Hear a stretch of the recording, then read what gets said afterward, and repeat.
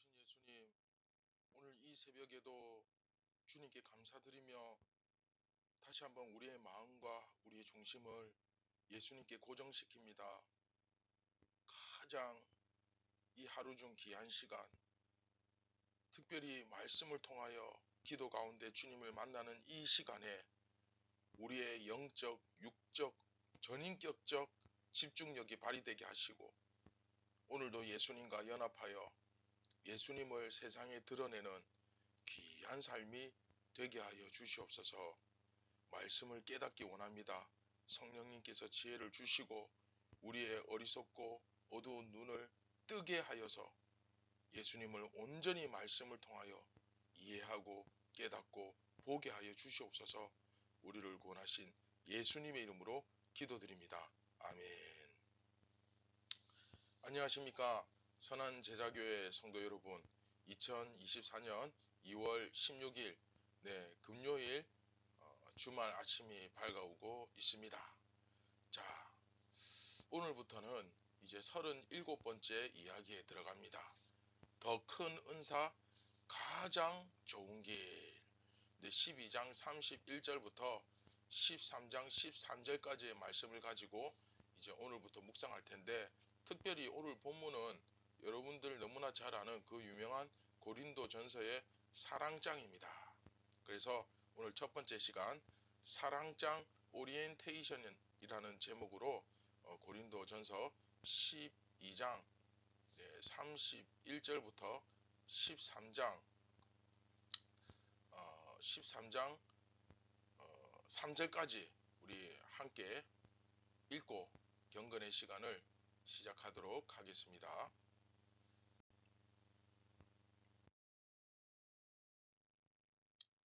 너희는 더욱 큰 은사를 사모하라.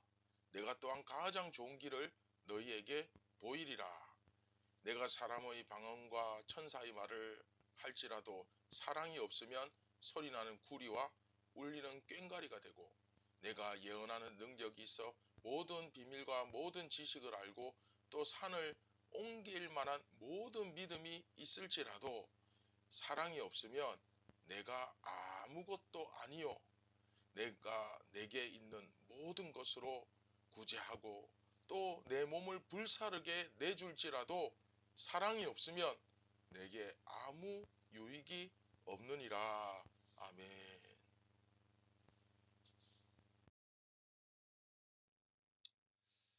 네, 지난 시간 말씀드린 대로 이제 12장 맨 마지막 절, 그쵸?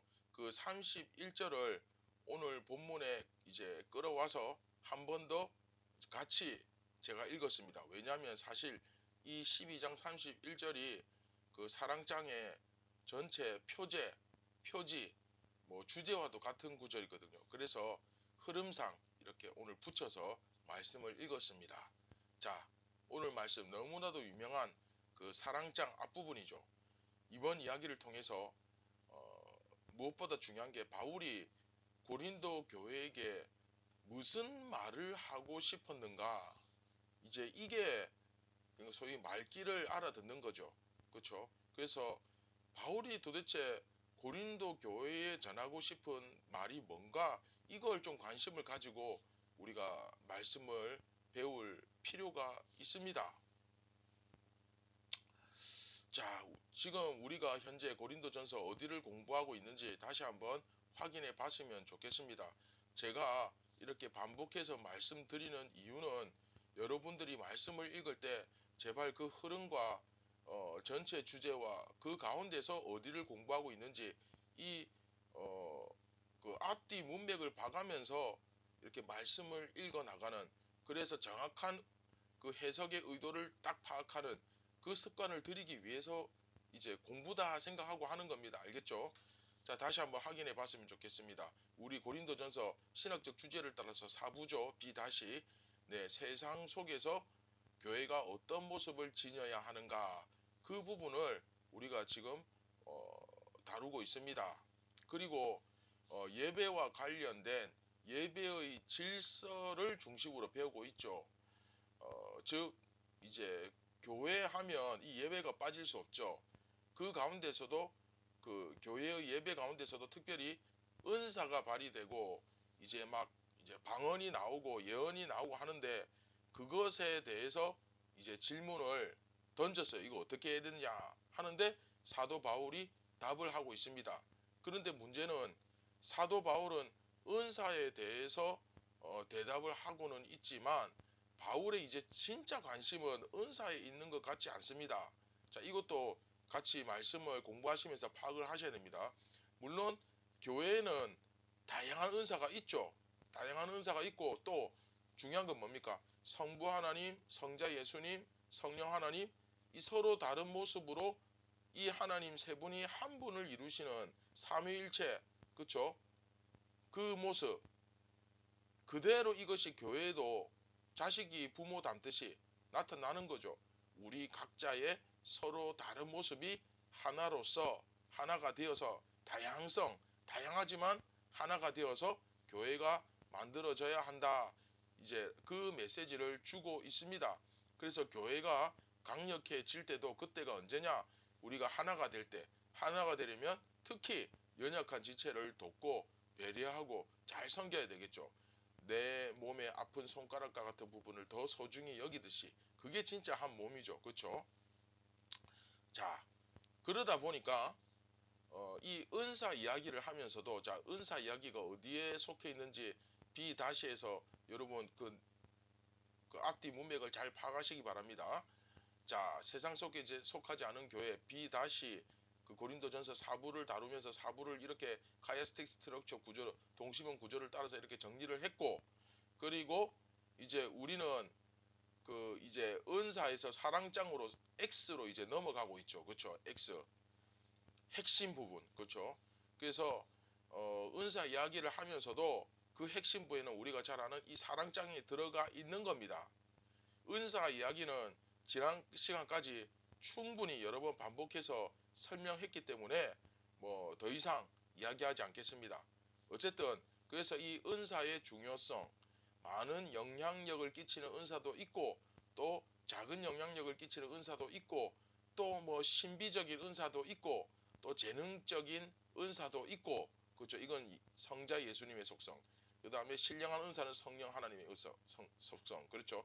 또 성부 하나님의 그 섭리까지 그렇죠. 섭리적인 은사까지 이렇게 다양하게 성부 하나님, 성자 예수님, 성령 하나님을 따라서 다양하게 다 있는데 그런데 매우 중요한 말을 하면서 지난 시간 마쳤죠. 이게 13장의 주제죠. 가장 큰 은사를 보여주겠다. 가장 좋은 길을 보여주겠다. 그렇죠? 그래서 오늘도 12장 31절을 같이 포함해서 읽었는데 자, 그 부분을 딱 이야기하고 나서 가장 좋은 길을 내가 보여줄게. 가장 큰 은사가 있다. 그 이야기 하면서 이제 사랑장 이야기로 딱 들어가는 겁니다. 자, 스토리가 이해되시죠? 자, 화면에 나오는 가장 중요한 부분, 이 X를 한번 보겠습니다. X의 구조가 이렇게 되어 있습니다. 사랑장, 그쵸? 자, 그러니까 특별히 이 부분이 더 중요하겠죠. 자, 오늘은 이 부분을 이 사랑장에 대한 전체 설명을 드리고 이제 마칠까 합니다. 그래서 사랑장은 이렇게 이루어져 있다고 보면 됩니다. 자, 그 이제 X를 붙인 것은 이게 너무 중요하기 때문에 앞에 X를 다 붙였습니다. 그러니까 가운데 X는 X 중에 X죠. 그렇죠. 그래서 그 A와 A 다시 동심원 구조. 그렇죠. 샌드위치 구조. 그래서 A와 A 다시를 먼저 보시면 이게 이제 시작하는 문, 출입문과 나가는 문, 닫히는 문이라고 보시면 됩니다. 그래서 시작할 때는 더욱 큰 은사, 가장 좋은 길을 보여주겠다 하면서 이야기를 시작하고 이게 하나의 제목, 표지라고 말씀드렸죠. 그리고 맨 마지막에는 그게 뭐냐? 제일 큰 은사, 그게 뭐냐? 가장 좋은 길, 그게 뭐냐? 믿음과 소망과 사랑이다. 믿음과 사랑과 소망은 뭐 항상 있을 것인데 그 중에 제일은 사랑이다. 네, 더욱 큰 은사, 가장 좋은 길은 믿음, 소망, 사랑이고 또 그 중에서도 사랑이다 하는 이야기를 우리 셋째 이름이 사랑인데 사랑이다 하는 이야기를 하고 있는 것입니다. 그래서 처음 시작과 끝이 그렇죠. 서론과 어떻게 보면 우리식으로 따지면 결론이 이래 그렇게 만들어져 있는 겁니다. 자, 이건 이해되셨죠? 그리고 이제 B와 B 다시 샌드위치 구조적으로 보는 겁니다. 이제 B와 B 다시 은사 이야기를 하면서 은사들과 사랑을 이제 서로 대조시킵니다. 은사와 사랑을.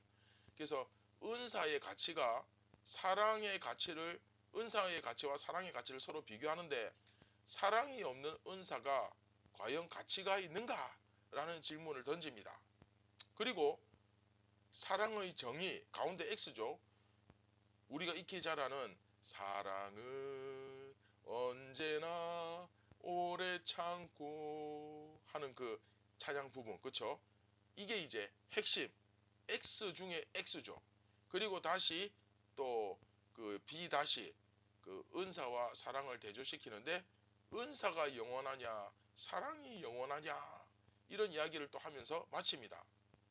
자, 그래서 이 정중앙 이제 어떻게 보면 가장 중요한 그쵸?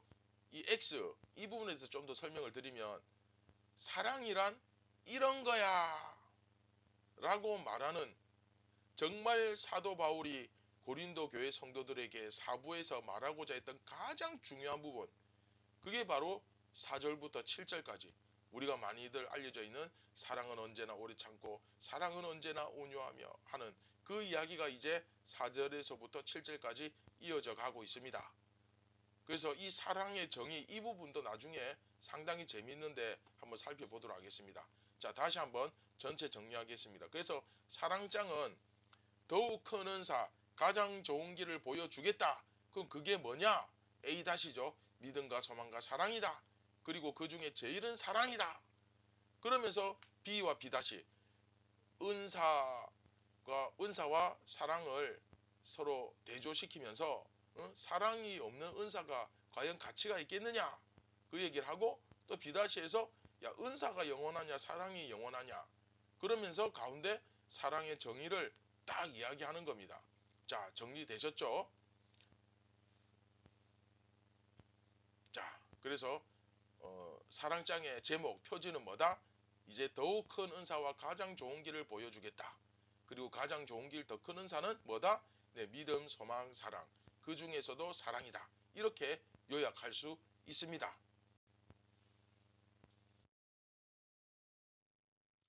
자, 어떻게 좀 사랑장이 정리가 좀 되셨습니까? 자, 말씀을 맺도록 하겠습니다. 오늘은 이제 사랑장에 대해서 전체 정리를 우리가 하면서 배웠는데 지금까지 바울은 신령한 은사에 대한 질문에 답하면서 교회는 삼위일체 하나님과 같이 그것이 신령한 것, 은사, 재능과 관련된 것, 직분, 환경에 관련된 것, 사역, 그렇죠? 그 은사는 성령 하나님, 직분은 성자 예수님, 사역은 성부 하나님. 자, 이제 이게 이야기할 때 여러분들이 자동으로 탁탁 정리가 돼야 됩니다. 여러 번 지금 반복해서 말씀드렸죠. 그래서 다양한 은사가 존재하고 그 모든 것이 그렇죠? 하나로 연합되어야 한다 하는 것을 강조해 왔습니다. 따라서 이제 결론적으로 은사는 어떤 형태의 것이든 어떤 모양이든 그 신령한 것이든 재능적인 것이든 환경적인 것이든 어떤 것이든 교회를 위해서 존재하는 것이다. 이게 핵심입니다. 다시 뭐라고요? 은사는 어떤 형태로든 교회를 위해서 존재하는 것이다. 아예 이걸 가지고 노골적으로 이제 그 다음 이야기에서 38번째 이야기에서 딱 이야기합니다. 은사가 왜 존재하냐 하면서 이 부분만 가지고 집중적으로 이야기합니다. 자, 이건 그 다음 이야기할 때 우리 좀 자세히 살펴보고 그래서 어떤 분들은 뭐 은사는 전도를 위해서 필요하다. 또 어떤 분들은 은사는 교회 부흥을 위해서 필요하다. 뭐 이유가 다양하지만 그러나 분명한 것은 확실한 것은 뭡니까? 은사는 궁극적으로 교회를 위해 존재하는 겁니다. 전도도 중요하고 교회 부흥도 중요하고 뭐 다른 것도 중요하지만 일단은 교회가 건강하게 세워져 가야 되겠죠. 그렇죠? 근데 이걸 너무 우리가 하찮게 생각하고 너무 쉽게 생각하고 깊이 생각하지 않는 경향이 있어요.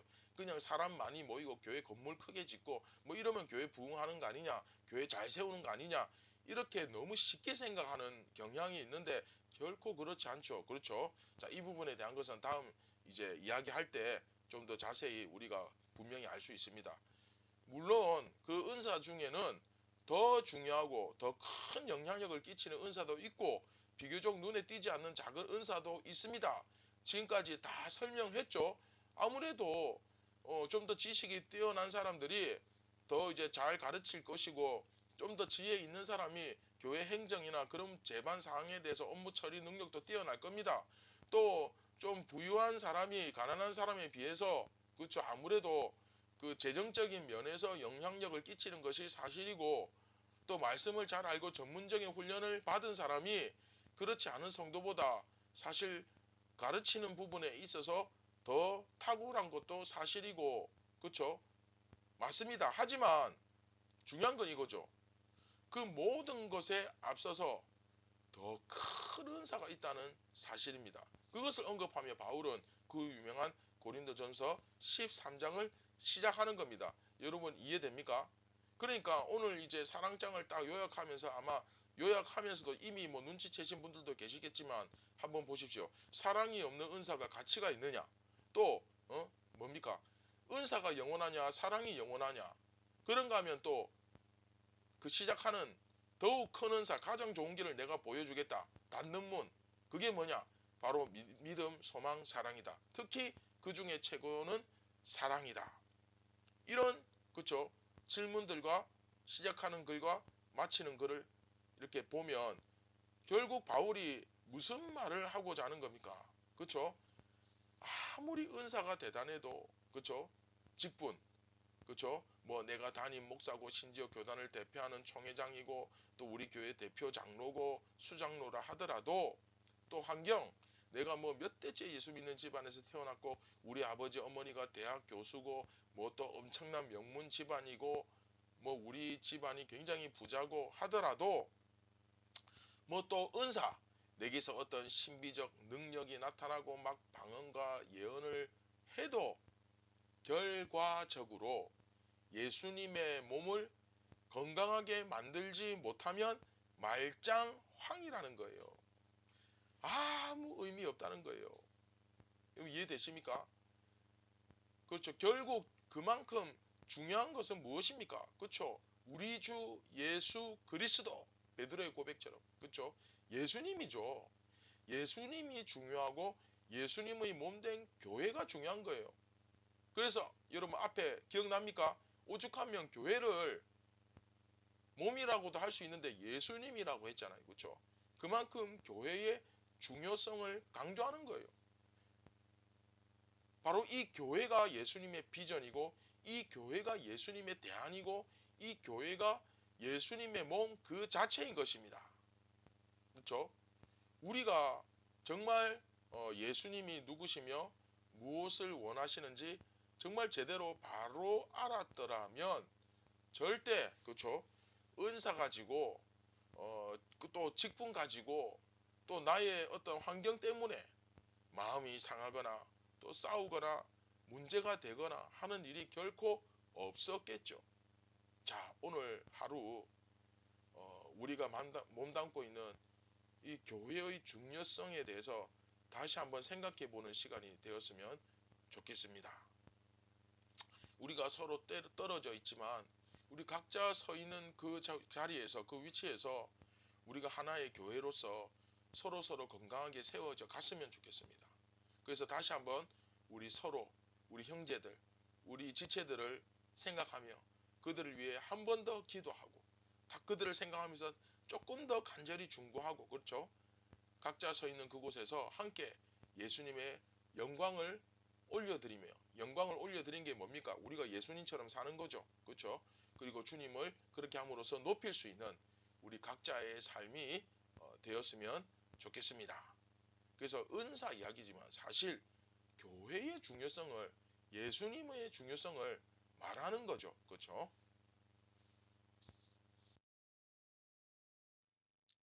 자, 우리 함께 말씀을 기억하시면서 같이 기도하겠습니다. 참 좋으신 예수님, 우리가 몸담고 있는 우리의 일부가 아니라 우리와 거의 동일시되는 이 교회, 이 교회가 무엇을 의미하는지 다시 한번 성령님 지식이 아니라 내 온 삶으로 깨닫게 하여 주시고 이 교회됨을 끝까지 지켜나가며 세상에서 교회로서 나 자신의 정체성을 밝히며 당당하게 살아갈 수 있도록 오늘도 지혜를 주시고 용기를 주시고 힘을 주시옵소서. 우리를 구원하신 예수님의 이름으로 기도드립니다. 아멘. 사랑하는 선한 제자교회 성도 여러분, 오늘도 여러분 한 사람의 삶이지만 여러분 한 사람의 삶이 교회를 세우기도 하고 교회를 넘어뜨리기도 합니다. 그만큼 교회는 서로 연결되어 있는 영적 유기체입니다. 그래서 이기심을 가지고 나 한 사람만 생각하지 말고 나를 통하여 이 선한 제자 교회가 또 여러분들이 소속되어 있는 교회가 더 건강하게 예수님의 몸이잖아요. 그렇죠? 그렇게 세워져 가기를 꿈꾸며 오늘도 한번 최선을 다해서 살아보길 바랍니다. 감사합니다.